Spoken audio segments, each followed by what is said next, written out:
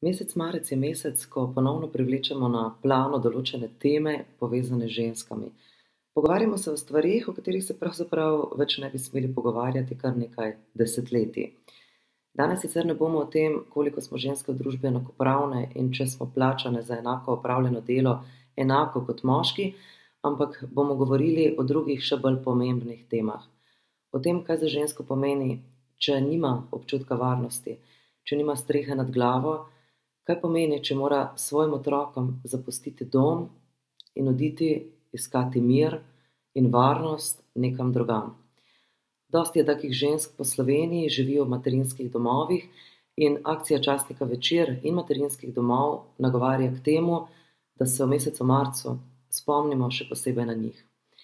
Ko sem razmišljala o tem, kaj povedati na to temo, sem ugotovila, da imam doma, povedano v prenesenem pomenu, 2 para čevljev.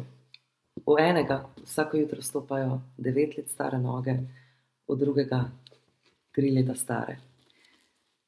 Ti čevlji in tiste noge, ki stopajo v njih, imajo varnost, imajo dom in pravzaprav vse pa še več, kar potrebujejo.